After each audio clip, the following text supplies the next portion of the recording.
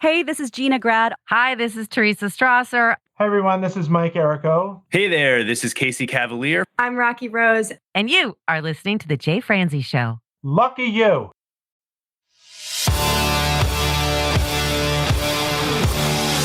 Welcome to The Jay Franzi Show. A behind-the-curtain look at the entertainment industry with insights you can't pay for and stories you've never heard. Now, here's your host, Jay Franzi.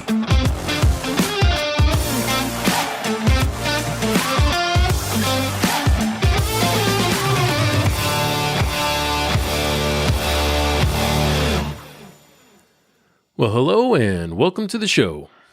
I am Jay Franzi, and if you are new here, this is where we take a deep dive into the entertainment industry to provide you with valuable insights and entertaining stories. This week, we get to talk with one of Nashville's finest session musicians. We get to talk with Charles Judge. We'll talk to him about how his time in LA prepared him for Nashville, what it was like to work with artists like Tim McGraw, Faith Hill, and Taylor Swift, and we'll take a deep dive into his time working with Keith Urban. Now, I've had the pleasure of working with Charles several times throughout my time in Nashville, and he's not only an amazing talent, but he's a great guy, and I can't wait to catch up with him tonight. So if you'd like to join in, comment, or fire off any questions, please head over to jfranzi.com. Now let's get started. Charles, sir, how are you? I'm well. How are you doing, Jay? I am very good, sir. I am happy to have you here. It's been a long time, and I would just love this opportunity to catch up a little bit. Yeah, thanks for thinking of me, man. Well, let's just jump right in. Let's just start off with, how you get started. How'd you get an interest in the music industry? Oh, man. Well, my dad was a keyboardist. He, not professionally, although he played some gigs on the weekend and stuff, played organ at church, stuff like that. He had perfect pitch.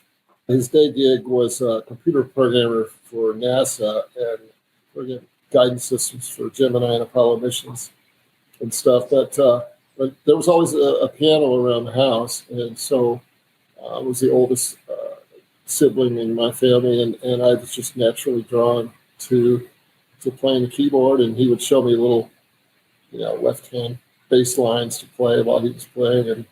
And so I kind of got started there. I took a few lessons and eventually got serious about it, went to college at North Texas in Denton and studied music, got a degree there in composition, and studied a lot of classical piano and arrangements and orchestration, electronic music, all kinds of stuff. And it was really an amazing environment, and I met a lot of great musicians there and sort of started a little band. We kind of played our own kind of fusion-y music, and then when I graduated, I went on the road with the band, and, we just played disco and funk and jazz and pop music of the day. This is, back in the, shudder to think how long ago that was, back in the late 70s. But eventually we got sick of being on the road, and we had stopped in Tucson, Arizona, and it was November there, and it was just gorgeous. And we all just decided, gosh, let's stay here and just get off the road. And we started playing little jazz fusion gigs around town. And it's such a cheap place to live. We actually made a living doing that. And there was a couple of recording studios there. And it was kind of a very small pond. I, was one of the few fish in that pond. So I got some opportunities to get recording experience there.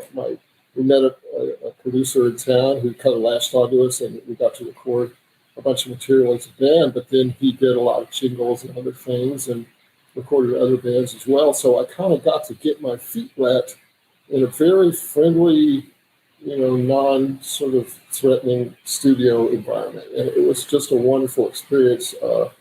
So that after doing that for 2 or 3 years, I made the jump to LA, and I was working at Guitar Center selling synths, and hoping to get a gig or a session or something. And one day a writer-producer came in who was looking to buy a synthesizer. And at the time, the two behemoths of analog synths back then were the Prophet 5 and the Oberheim OB8. And he was, hey, man, I can't decide which one to get. Can you kind of show me a little bit of stuff on each one of these? And I was always the kind of guy that loved to program my own sounds and stuff. And so I very happily showed him, okay, here's a profit, and here's how you make a string sound on that, and here's how you do this and that, and here's the OB8. And after a minute, I think I probably overwhelmed him a little bit, too much information, but he kind of said, well, what are you doing on Saturday, And I said, well, nothing. And he invited me to come do a recording session with him, and he was, turned out he was a not only singer-songwriter, but he had a lot of jingle clients, and he was kind of working his way up the ranks in that world. And so he hired me to come play all day on Yellow Pages commercials, which, what the heck is Yellow Pages? But anyway, so that kind of led one thing to another, and he started having success. I know he originally wanted to move to LA to become an artist, probably, but that wasn't really taken off for him. However, he had some friends up in the Bay Area where he was from that knew Stevie Nicks and other people. And one thing led to another, and he got a song to Stevie Nicks that she really liked. And next thing you know, he was recording a big chunk of an album of hers called Rock a Little. And so he dragged me along as a keyboardist. And there I was, all of a sudden playing on a big Stevie Nicks record. And his name was Rick Knowles, and he's still around doing it. Cool guy. And he started working with Belinda Carlisle, so we made records with her, and it was just one thing led to another. I ended up working on a lot of pop and rock records in LA in the 80s, basically. So I got a lot of studio experience then. And, growing up as a kid, I always read album credits just voraciously. I was just so enamored and so fascinated with that world. I just really wanted to be in that world, and I would read those credits and go, oh my God, this guy played on this record. He also played on this stuff too. And man, how amazing would it be to be doing that, to be that guy? And Right. Lo and behold, thank my lucky stars, I managed to kind of get to a place where that became my life, And so it was just kind of something that I always wanted to do. I love playing live, and have done that over the years too. But I was never a road dog that would go out on a big tour for months and months and months, year after year. I was much more interested in creating a lasting body of music on records. And so I'm incredibly grateful that I got the opportunity to do that. Well, you mentioned quite a bit of things there, but one of the things you mentioned just real briefly was your dad having perfect pitch. Yeah. Was that something that was passed down to you? Unfortunately not. I have very good relative pitch. If I have a pitch reference and you play your mention notes, I'll tell you what they are. But yeah, I never did get that perfect pitch gene. It was pretty fun. He would play games with us. Like he would stand in the corner facing the wall and he'd say, "Okay, play any 7 notes," and I would just play the weirdest, most random notes I could play. And he'd come sit down and sort of make a piece out of it, And so he was a talented, smart guy. But I did not get the perfect pitch gene. We used to have fun pranking him.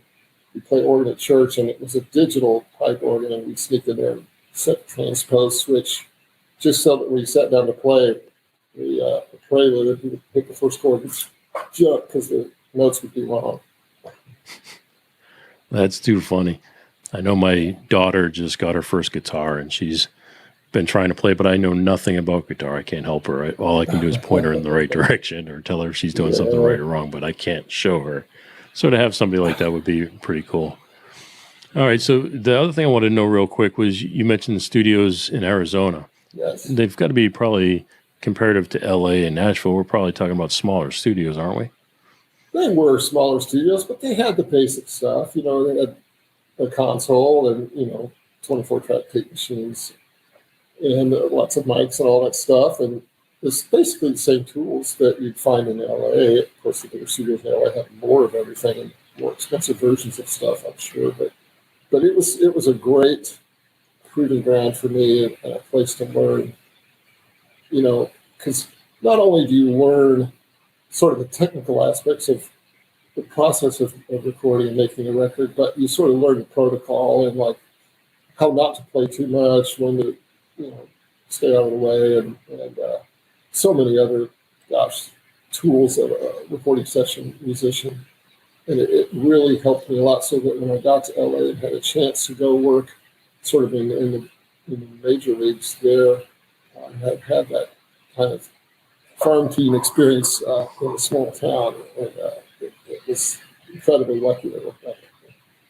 So what type of recordings were you doing in Arizona before you took off? Well, our little fusion band recorded some material, and other than that, there was some other bands in town that I would get hired to play with as a keyboardist, and a lot of sort of local jingles.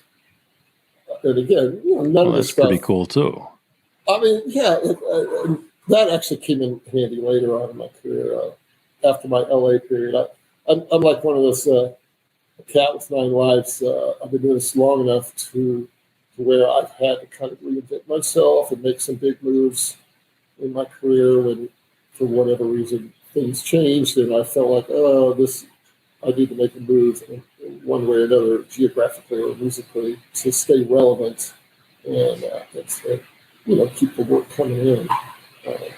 After my years in LA, basically the 80s and a little bit of the early 90s. After that, I moved to San Francisco. I had an offer from a music house there that did a lot of commercials and TV scores and things like that. And they used to fly me up there to San Francisco to work for them and do stuff. And they always said, hey, man, if you ever decide you get tired of LA and you want to move up here and join us, we've got a place for you, and we'd love to have you as a member of our team. And, LA was great for a guy like me in the 80s. There was a lot of pop records, a lot of artists that didn't have bands, and, there was just a lot of studio musicians being used to record the pop music of the day. And then right around the 90s started, all of a sudden you had grunge bands and you had rap artists, and these guys didn't need pop players on their records. And the work got slow in LA for me, to the point where I started looking around thinking, man, I'm going to have to make a move. I'm going to have to do something. And I was remembering these guys in San Francisco, they had a great scene up there. And I called them up one day and said, man, is that offer still stand? And they said, heck yeah. And I moved up there, and kind of the 90s I spent in the Bay Area. And it was wonderful in so many ways. It's just, beautiful area to live in. But every day was a different style of music. One day it would be orchestral. The next day it would be like metal kind of style. The next day it would be Latin or just whatever. I mean, literally it was, a different kind of music every day. And I'm never one of those guys that feels like I can rest on my laurels and I know enough. And I like to keep learning and keep growing. And so that was an amazing opportunity for me. And I was sort of like the house engineer on top of everything else. So I was playing and programming and engineering and writing and all that stuff. And I learned so much. But once again, that whole situation kind of just faded away. What was that like? What was going through your head? I enjoyed it. Were you nervous? I mean, there'd be occasionally a situation where I felt like, okay, now I'm really having to stretch here, and there's clients here, and they, go in and play so and so on the piano. It's like, wow, that's not a style of music I'm real comfortable with. There was days when I was definitely pushed out of my comfort zone, but I feel like that's super important and a good thing. Everybody needs to be shoved out of their comfort zone from time to time so that they grow. And truthfully, I loved it. The other thing about engineering that was really cool is you're shaping sound, you're sculpting sound, and as a synth guy and programmer, it all sort of meshes together, And I still work at home. Like half of my work is at home doing overheads. This is where I still engineer, and sometimes I'll do things like string arrangements or whatever. I'll have a singer or string players. Live players, singers come over, so I have to engineer that stuff. And so all those skills that are just invaluable, and they all kind of work hand in hand. For me, it's they're all important parts of the toolbox. Oh, absolutely. Now, I mean, it could be the commercials or the jingles and stuff, but what was your most memorable project from that time? Oh my goodness. I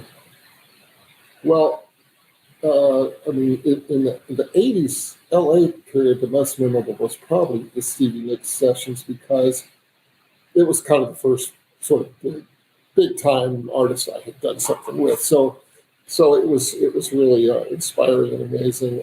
And some of the stuff we did, this one song, Has Anyone Ever Written Anything for You, that was on that Rock and Roll album, was really just me on piano and her singing, and kind of went all night working on that thing, and it was just magical. Once I was doing the stuff in San Francisco, gosh, I don't know if I can pinpoint any one. It was. Well, what was your biggest lesson? Oh man. Well, it was very client oriented. Ad agency people would come to the studio, and we had client days, and I really learned a lot about servicing clients.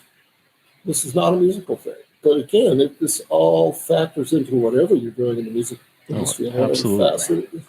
You've got to learn how to get along with people and be receptive to their ideas, even if they're just nuts, or you've got to learn how to sort of, okay, that's a great idea, and just figure out how to kind of work with it and make them feel good about, what they're suggesting. Well, that's a really good point too. You're working with corporate people who want things a certain way, and there's certain protocols and procedures you go through. Does that prepare you for what you eventually would go through in Nashville? It does in a way. Yeah, sure. Oh yeah, and all my experiences like that challenged me in different ways are preparing me for the next thing.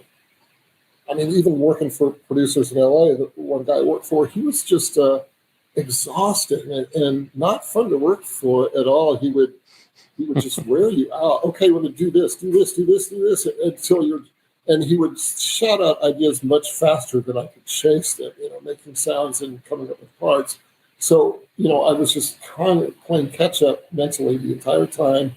And it would go on for hours. At the end of it, you go, okay, now show me what you would do. And by that point, I was just like a basket case, But that was really good training. It is exhausting and painful as all that could be sometimes. It was great training. And once I moved to Nashville and started working for people like Dan Huff, it's like, oh my God, this guy's so easy to work for. He's so nice, and he really knows what he wants, and it just makes my job so much easier. I feel like all the difficult parts of my job kind of paved the way for me to really enjoy. Of course. But even Nashville, I mean, you're talking about having a producer bark orders and, try this. Yeah. Nashville is known for being very fast. That's true. And I mean, I don't think they bark orders like that, but they're very fast. I mean, you have to go out in the room and you play something, and it could be the drop of a dime. All right, now play it in this key. And you as a keyboard player, you don't have the luxury of a capo or anything. Right. So, I mean, how do you handle changes like that on the fly? Well, it took me a while to adjust. I remember the first session I did here, there was another keyboard player on the session who was a great guy, super talented, ridiculously good player. He was playing piano, and I was asked to bring the synth in and play pads and stuff. And, I never looked down at country players. It was never that. But I guess in some way I had this feeling because, okay, I've played some jazz fusion stuff. I've done rock and all these things. Country's probably going to be pretty easy, What an idiot. Because, I very quickly learned a few things. So on that first session, I'm, playing my little pads, and the piano player's killing it. And the whole band's killing it. They play the song down to my ears flawlessly. I mean, like, holy crap, I've never heard a first take of anything just sound like the finished record, and everything sounded perfect. And And Dan Huff, the producer, said, okay, that's great, guys. Let's try it up a half step. And I'm like, no way. You kidding? And they just did it. And again, it was No warning perfect whatsoever. No warning. And in between takes, the piano player just peel off some incredible jazz stuff. And I'm like, okay, I got to rethink this. I'm actually in the deep end of the pool here. This is not, like country is easy. That's that whole stupid thought that I had rattling around in my tin can of my brain. That was clearly wrong. And I learned so much very quickly moving here about how just because the part you're playing isn't a virtuoso part doesn't mean it isn't challenging, because the more you simplify music, the more you're left with the pocket has to be right. The sounds have to be just right. What you're playing, you have to be careful not to overplay, and you have to listen to everybody. And I mean, it just That's a great point too.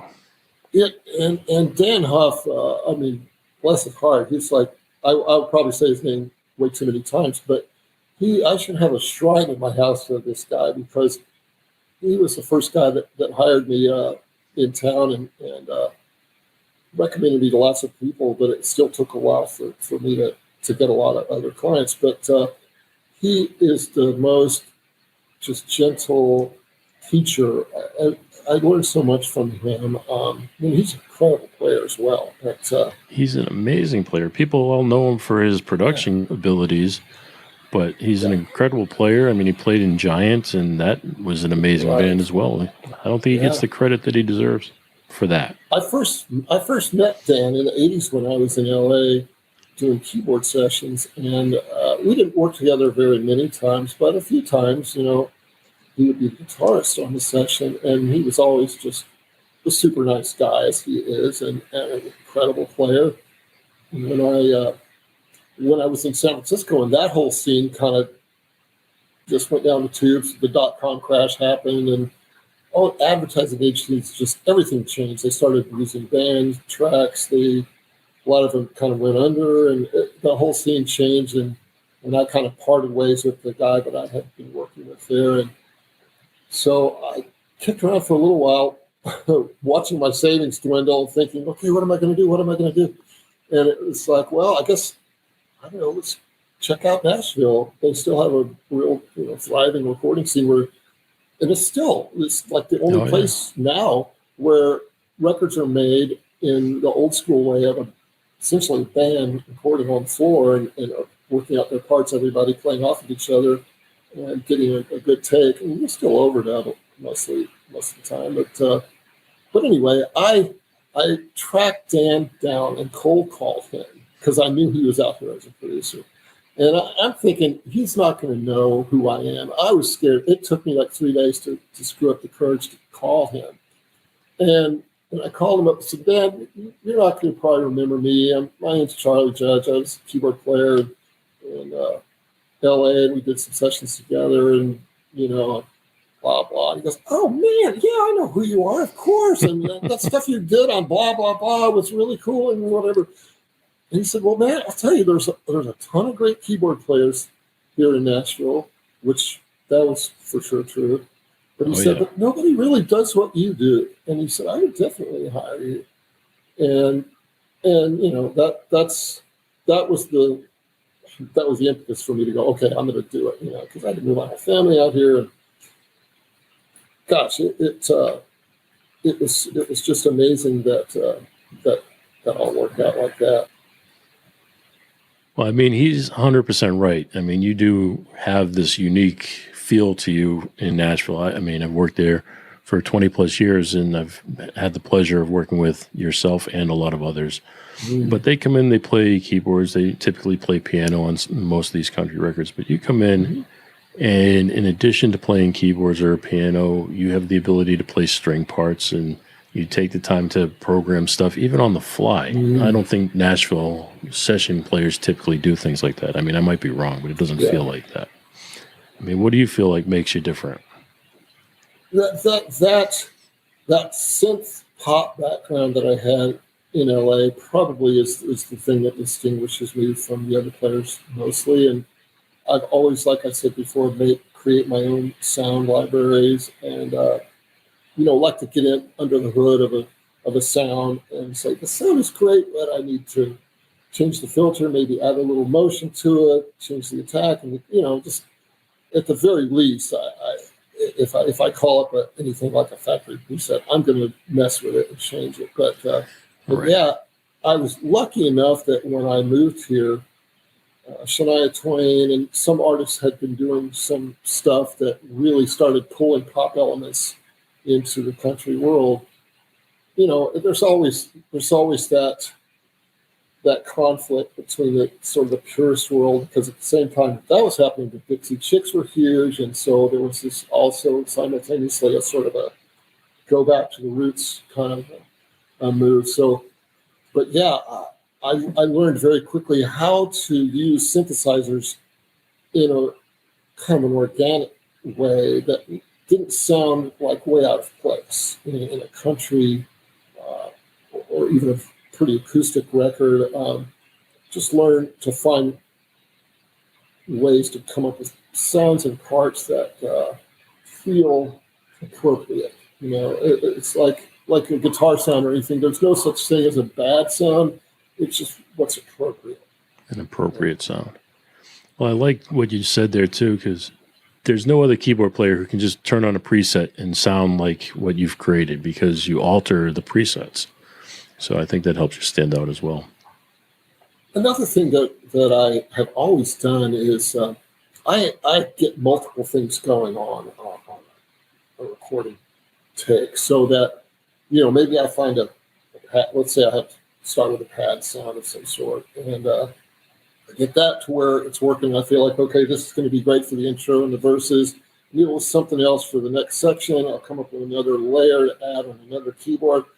And then like maybe a cool pulsing sound in this section or whatever. So I get bored if I just have one sound. And so I always have them set me up with like 3 stereo pairs of outputs from my rig, because I'll just assign things so that they don't overlap, hopefully, or as little as possible.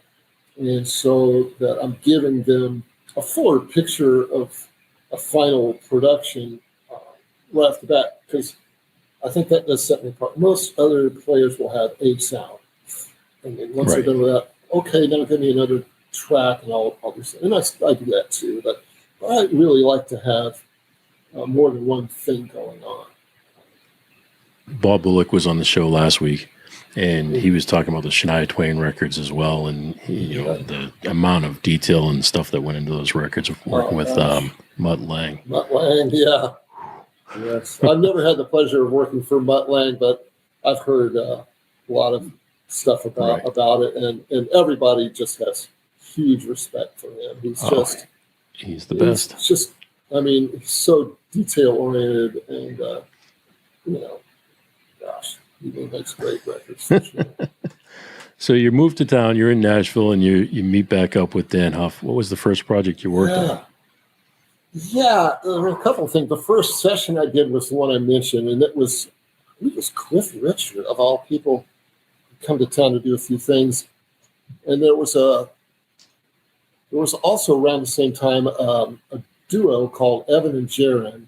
And I'm not sure whatever happened to those guys. They were really talented. And Dan sent me several of their tracks to overdub on. I think he just wanted to kind of see what I would do if we just kind of gave me enough rope to hang myself, and like here's a bunch of songs, and which brings up an obvious point. Any musician that wants to be successful needs to have a home studio, however basic, enough to where you can do overdubs and work at home. So I had my setup, and he sent me all these songs, and man, I went to town on this stuff. And again, another. To me, this stuff is all obvious. I'm saying, like, this is some great wisdom. Well, it's pretty obvious, but I always try to do more than what's expected of me. I don't want to ever feel like I got away with, just doing the basic stuff. And so, especially if I'm working at home overdubbing, I'm not clock watching. I would much rather spend twice as much time as I'm billing for and have them think I'm a genius and they want to hire me again next time, And plus, working at home when you're not watching the clock and nobody's looking over your shoulder, it's an opportunity for me to experiment and try different sounds and do stuff that would be like, yeah, it's a little daunting to pull up on a live session and jump into those waters. But I'm here, I've got time, nobody's looking at me. I'm just going to try some weird stuff. Or just something that's outside the box of what I would normally have in my... Get to woodshed with your own gear. Yeah. So I did just a ton of overdubs on these songs and brought my little disc drive up to Dan at his home studio, and he was sitting with me and going through it all. And I guess it worked. I was successful in demonstrating here's some stuff that I can do that he's not used to hearing in Nashville from the keyboard guys that he has been working with. So I knew this was an opportunity. I need to really kind of strut my stuff a little bit. So anyway, so I did all the stuff for him, and I think that gave him the comfort to then call me for a Faith Hill record that was happening, the next thing he had coming up. So I think he's kind of trying me out a little bit there. Of course. And yes, as he should. And but it all worked out. And so Faith Hill was probably the first major artist that I got to record in Nashville as I moved here. And it's funny, like after I did that, I thought, okay, I'm in the club. I'm like, they're going to call me now. Well, I was wrong and stupid as usual. It was like, Dan would call me once a month or something. I get to work on something amazing. And then I would sit at home and the phone would not ring. And Dan all along was telling me, man, I'm throwing your name around like a rag doll. I'm telling everybody about you. And they weren't calling me, just at least at first. So what was the breaking point? The breaking point was that I had I'd met a background singer on the Faith Hill record, and she was doing some live stuff at Third and Leslie, a local Nashville, live music venue bar, and asked me to play with her in a live show. And so I went and did some nights with her, and that was my first live playing in Nashville.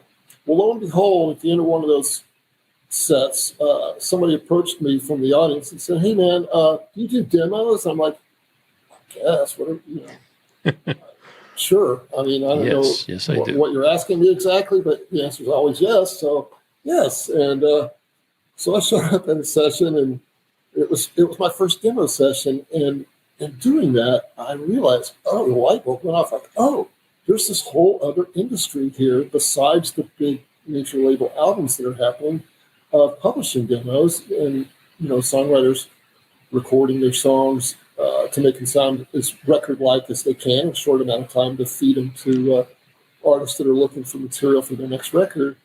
And so I eventually learned, I kind of snuck in the back door with the whole Dan Huff thing. And then once I got into the demo world too, it became obvious that's the farm team for the major league record world. And that's how players would normally work their way up the ranks. And so I did that too, in addition to getting record work. Thankfully, also fills in the holes. It fills in the holes, yeah. And you get to know the other players in town, and the word gets out, and people start to recognize your name. And so that eventually filled in the gaps, and eventually I got very fortunate and got to work with tons of people. But that's how it started. And it's sadly, I don't know that the demo thing is what it was back then. Now there's still some of that going on, but a lot of stuff is just being done by writers a lot of the co-writers now have probably most of them came from LA and stuff, but they're called track guys. And they kind of have a lot of the skill sets that I have. They program sounds and beats and whatnot, and they're kind of on the floor with the other co-writers who are doing lyrics and melodies, and these guys are just putting tracks together in the background. By the end of the day, they have what sounds like a record, and the record labels and the publishing company's like, well, heck, we don't need to go in and record a demo now because we have a recording that sounds great. And those guys are, I mean, it's funny, like a lot of people kind of like to poo-poo the track guys. Maybe they're jealous, or I don't know. But man, I think there's unbelievable talent in this town. A lot of these guys, oh, goodness, Well, I'm sure it's a talent. It's just the fact that they're stealing work is the way it feels to the traditionalists. yeah. It's funny. A lot of them aren't really. Some of them are great musicians. They'll play guitar and keys and everything, but some of them just do what they call paint. They just drag and drop stuff, but they just, man, they have a way of putting really cool sounds together. And even if they don't know how to program sound, I mean, nowadays anything you buy can have thousands of presets, and Right. you don't really have to make sounds from scratch. You can just keep hunting and pecking until you find something that fits great. Or But, layer things so they sound different. Yeah. Yeah. So a lot of times when we go and record the record now, we'll have all those tracks, and sometimes we use some of it, sometimes we start from scratch. But I'm always really impressed with the talent level. And it's cool because these guys are now, they're using sounds that I know I couldn't have gotten away with when I first moved to town, You mean very pop sounding stuff? Oh my gosh, yeah. A lot of these demos are just all pop sounding, and then we kind of have to bring it back to earth, kind of add the organic stuff. Why this with guitars, bass drums, D3. Well, that's what Nashville is based on, right? Yeah. Oh yeah. Traditional instruments and everything. It's good to be able to program something and give people ideas, but it all comes back to that live band in the studio, those 8 guys playing at one time. And That's right. I think that's what the magic is. I was going to say that exact word, that just the magic happens there. There's just something about playing off of other people, the inspiration of that and the spontaneity of it that you just can't get with one guy sitting in front of the screen, no matter how great the sounds are. So what was it like working with some of these artists? You said you're working with Dan Huff, and he's putting together Faith Hill, and I know you've even recently worked with Tim McGraw. What was that like? Mm-hmm. Oh, it's wonderful. Gosh.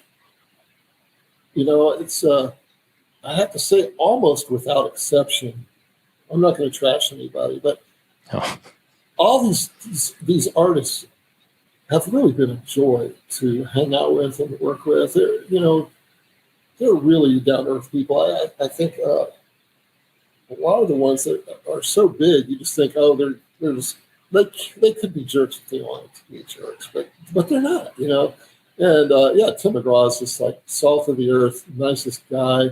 He's just really generous, and he just wants the music to be great. He gives all the players and producers a lot of freedom to kind of find their way musically, but he's definitely got an opinion, and he will work things in and assert his personality, put a stamp on everything. He's a great one. He's a great example. But man, I've had almost always great experiences in this town. These artists. Tim's known for fighting for his band to be able to go into the studio with them. So That's true too. was that part of your experience? Some of them, bass player Paul Bushnell, and sometimes some of the guitar players are on the record a lot. Yeah, and in this case, the drummer Shannon Forrest was also the main engineer and the studio owner. I mean, talk about ridiculous skill set, but we worked at his studio to make that record. So me and Shannon were kind of more like studio guys. Well, there's one artist that, matter of fact, it's the very first artist I worked with when I moved to Nashville was Keith Urban. I know you've had a chance to do quite a bit of work with Keith. Can you tell me your experiences there? Oh man, I mean, he's like a force of nature. The talent's just Oozing out. shooting out of his fingertips like lightning bolts. This guy, and he's I have so much respect for a lot of these artists. He's one of these guys too that he doesn't settle. He never settles for anything. It's like he's always trying to push it a little further. I think this could be a little bit better, or let's try it a different way. It's like, and like you'll do something, and you'll at the end of the day you think, man, this turned out amazing. Next thing you know, we're starting over. We're gonna redo it. Like, really? Okay, but it's wonderful, and it's great to work with artists that can, I guess they have the budgets to be able to do that stuff. But yeah, his standards are really high, and when he's chasing something, sometimes, it's difficult to articulate exactly what he's going for because, we're talking about music and there's never just the right adjectives you're looking for when you're trying to describe something. But him and Dan have worked together a lot, and so they're pretty good at Two powerhouses for sure. Yeah, oh my gosh. But yeah, Keith is, I mean, geez, it's just amazing to watch him, he'll throw a bass part down, and it'll be like, we did one song that like he played a bass on just to kind of throwing a couple things down real quick to just kind of give us a basis of something to hear and absorb and play to. Well, I ended up being the bass part on the record, and he'll play guitar. Obviously, his guitar playing is ridiculous, and his singing. He's amazing. He really is. You don't expect that out of your typical artist in Nashville. You don't expect him to be such a great guitar player. In addition to that, no. There's a lot of them like that. Brad Paisley, another guy. Oh yeah. I mean, and of course, Dan Huff. Gosh, when he started not playing on the floor as much as he used to when I first moved here, but it's always a treat when he's playing with us as he's producing. I've never seen anybody do what he does, where he'll be playing an acoustic guitar part and just nail it, of course. He's Dan Huff. And at the end of the take, he then will, in the headphones, go around and say, Charlie, that was a little too much in verse 2. I want you to do this and that. The drummer, the kick drum pad in here needs to change. He will have digested what everybody else played as he's executing his part flawlessly. Anyway, yeah, so there is so much talent in this city. It's just, it's very humbling. So when you're playing with Keith, what's it like for you? What's your role like during those sessions? Well, I'm listening very attentively to everything that comes out of his mouth and everything that he plays us. Is he co-producing the project? He is more so lately, I think, in the last few records. That's cool. Yeah. Goodness, he certainly got to where there's no reason why he shouldn't. He's got the goods. He's proven himself, so he's earned the right. Yeah,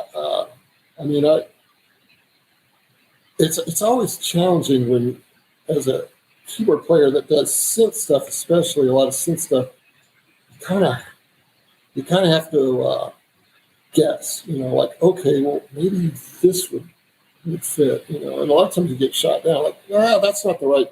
You're in the wrong sort of category of sounds there, man. Okay, sorry, I want to try this. And, but I'll tell you, it is challenging.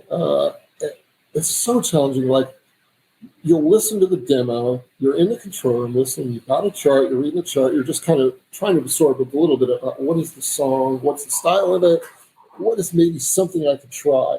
And then you've got precious little time to get saddled up and be ready to play, because I'll try to sneak out of the control room like before the song gets to the outro or whatever, just kind of, I got to get in front of my rig, put on my start headphones, dialing things in. Come up with something. And it never fails. As soon as I do that, everybody follows me in there, and the drummer's whacking on the snare drum, the guitar player, and you can't. It's really hard to hear. And on top of that, I've got to come up with, like I was saying, like 3 or 4 things, because I'm not going to settle for just a single sound. Sometimes I can't quite pull all these things together in time, and we just start recording. And the first pass is me just kind of like, just trying to hang on by thread and just kind of get through the song and get 1 or 2 things working. And it'll take a few takes before I kind of have got my little world, dialed in. Set up and dialed in. Yeah. And that's the great thing about this, is a lot of people don't realize that the speed things move in Nashville. I mean, when you're listening to the demo, most of the time you don't even finish the entire listen before you're back in the room playing. Yeah.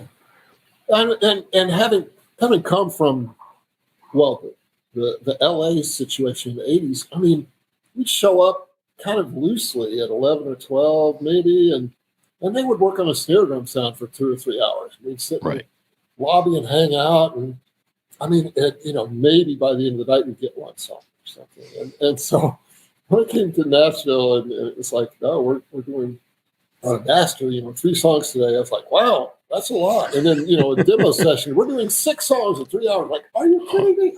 Right. So it was an adjustment for sure. That's a lot of my world was that demo world, moving fast. And, I got told plenty of times that time is money, and, have the right microphones in the right place at the right time, and they better be live and ready to go. And oh, well, I was just going to sing your praises, and anybody else in Nashville that's an engineer, or especially an assistant, which is they're actually the one running Pro Tools and setting up the mics and doing all the really, a lot of times, the heavy lifting. To this day, I don't know how they keep up. I mean, somebody will say, "Hey, punch me in 2 bars before the chorus." Okay, got it. They're on it. Anyway, I didn't learn that until working for Bob Bullock. I mean, I've worked with a few people in Nashville. I've studied under 3 producers in Nashville, but Bob Bullock was the one who taught me time was money, because we were in the middle of a Travis Tritt session, and one of the headphones went out in the live room. So, like a good boy does, I'm out in the room and quick as can be and changing the headphones out. And then I'm back in the control room. We go red and we're going. And then the headphone box goes out again. So he's like, go. And I'm like, we're out of headphones. He's like, you should add 2 out there. Go. I'm like, okay. So I'm out there with my headphones, plugging them in. Here you go. And then after that session, I was told, hey, time is money. It's not just the broken headphones. It's the 8 people in the room. It's their fee for that time. It's the studio time. It's the time for you. It's the time for me. And just on, and it all adds up. But like you were saying, I grew up in Boston, and I worked in Boston and New York, and we wouldn't even go in the studio until 10 o'clock at night. And it was very laid back and very slow. And we would try things, and we'd go in and have the band set up, and however long that takes. And there was no union type pace. And then I moved to Nashville, and like I said, when I was working for Bob, it was go, go, go, go, go. So it took a while, and then eventually got to go out on my own. But if it wasn't working for Bob, I don't think I would have ever lasted in Nashville. Yeah, no, that time is money, is no joke. Well, I have a few more things I want to make sure we have time to touch on. Okay, sure. One, I know my daughters would kill me if I didn't ask you what it was like working on a Taylor Swift project. Well, it was great fun. It was mostly the album called Red. I met her at a Christmas party a few years before that, and she was nice as can be. It was just funny because she walked in and she looked so familiar to me. I just assumed, and I'm terrible about remembering names and stuff. I didn't know who she was, but I knew that she was familiar, so I assumed I'd work with her. And she was walking in the room hugging people that she knew, and I just, hey! And she gave me a big hug like she knew me. She played right along. She was really cool. A lot of my buddies have been in the studio with her a lot, and she's the real deal. She's genuine, down to earth, great person. So what parts did you play? Oh, I did, everything from accordion to B3 and a lot of synth stuff, textural parts. So it was really cool. overdone kind of stuff. So playing accordion, I mean, I know you play everything, but playing an accordion, what's that like in the studio these days? Well, there's real accordion players out there. Jeff Taylor is sort of the gold standard there. I don't use the chord buttons or the bass buttons in the left hand. All my left hand does is push the bellows in and out. So I play the keyboard with the right hand. And thankfully, in the style of music that I play, country and pop stuff, it's not polka, or whatever. You don't have to do all that stuff with the left hand. So thank goodness, I was able to find a way to get some good use out of it without being an amazing accordion player. Well, God forbid, one of those ones with the buttons and no keys, I wouldn't know how to start doing. That's fine. That was my mother's instrument growing up in school, was accordion. Oh man, wow. I play some keyboards, not anything like you, but that's the instrument I started on and studied on. And I could never play an accordion, never. It's just like you said. I don't know what those buttons do. It takes a little getting used to. I mean, the B3 was kind of. I played a little bit. I had one in California that I played once in a blue moon. Like I said, every day was different song. B3 was rarely called for. So I didn't grow up playing that. When I moved to Nashville and started playing country records, I just jumped right in. Okay, I'm playing B3. Luckily, I had a kind of an affinity for the instrument, and I discovered that it's a really cool instrument. It's very forgiving. You don't have to do a lot to sound good. You can just kind of turn this. It's awesome. Speed, and it sounds great. It really is such a cool instrument. That is such a great instrument. I've had the pleasure of having you on a couple of the projects that I produced, and one of them was for an artist called Maddie McGraw, and we went in, I think it was over at Master Phonics Studio 6, if I'm remembering correctly. But you came in and you played keyboards, and there was 2 tracks on there that were very heavily piano. One of them was almost entirely piano that you just stepped in and sat down and played the piano. It just sounded beautiful. But then there was a couple you broke out that B3, and holy cow, it was like glue, and it was that magic. Yeah. It sounded awesome. It is still one of my favorite projects. That's an amazing instrument. Combination of that and the Wesley speaker. And God, it just always sounds great. And it kind of comes in and out of favor over the years. For a while, we didn't do it very much, but now it's back again. And it's just one of those things that will warm up a track and give it some organic life. And, especially with a lot of these poppy tracks that, we do a lot of synth stuff, that B3 kind of really helps bridge the gap and bring it back into the. Well, it's like glue, but it's also can be just aggressive if played right. So, I mean, it has a hell of a personality to it. It doesn't sound, corny or cheesy. It just sounds like something that belongs there. Yeah. And then the other thing you mentioned too is doing a lot of work out of your home. But I had you come in and play on a project for a girl named Tristan Burke, and it was a project we had already recorded. We had recorded it somewhere off the row, and I sent the tracks over to you, and that was the first time I've ever done that. Send tracks and just let's see what we get back. But I mean, you put together some amazing stuff, piano tracks, and but you came up with some synth parts that were just killer. And I mean, I'll never forget it. Working with you has truly been a joy in my time, whether it be working for Bob Bullock or some of these others, but also having the opportunity to bring you on my own. So I really do appreciate that. Thank you so much. Gosh, it's likewise, man. It's an honor and a pleasure. With synth parts, I to me, it's like orchestration in the way when I layer them, it's trying to find things that, don't sort of step on each other in the same space and kind of fit together. Well, what I like about the way you do it is a lot of people, when they put synths or keyboard parts into music, it instantly gives that 80s feel or, more of a pop feel. But you have a way of being able to put it into organic country track and have it fit. And it just glues things together and just sounds awesome. So that's what I appreciate about it. I think it takes a little bit extra thought to be able to do that. Well, thank you so much.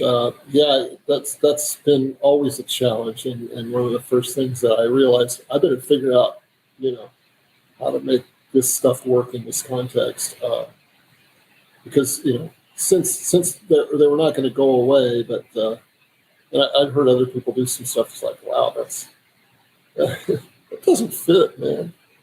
No, it could easily date something too. That's true too.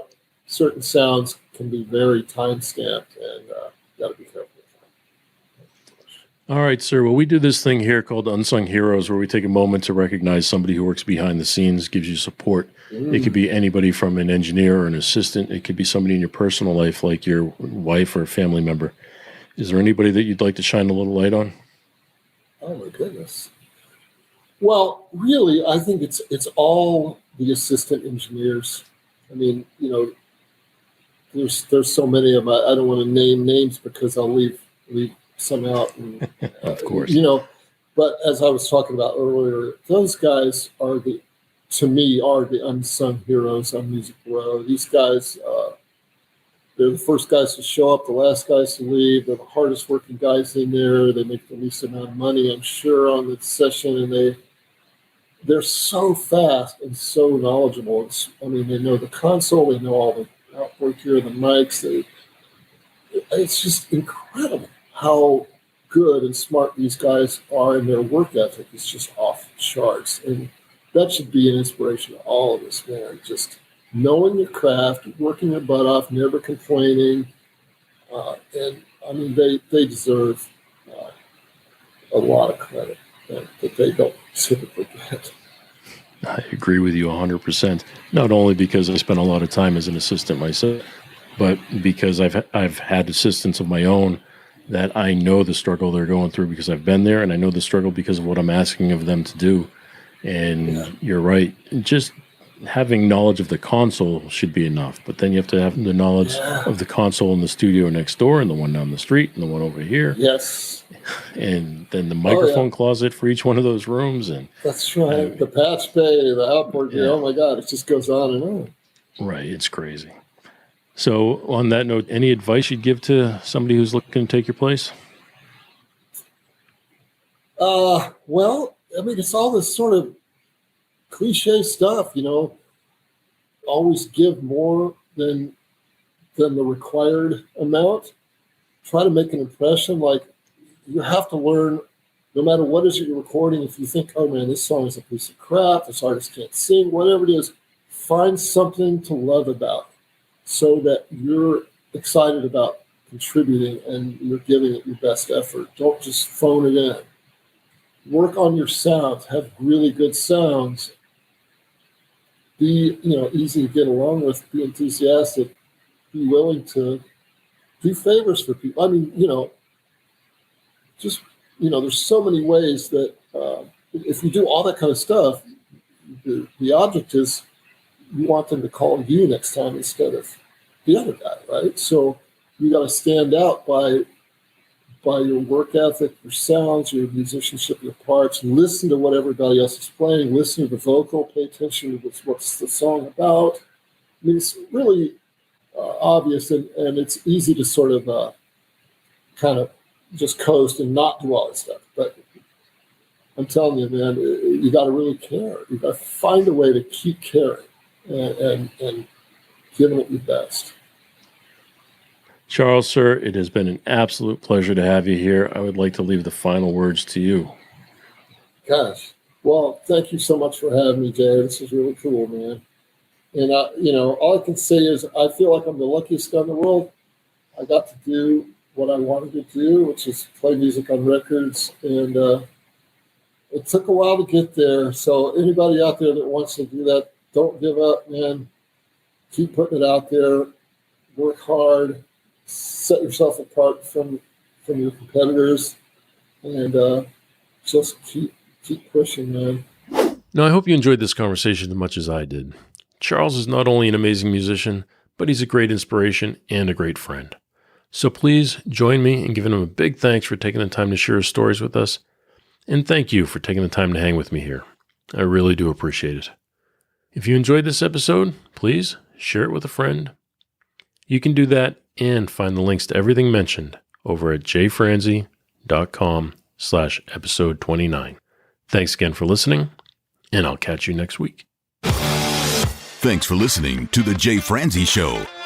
Make sure you visit us at jfranzi.com. Follow, connect, and say hello.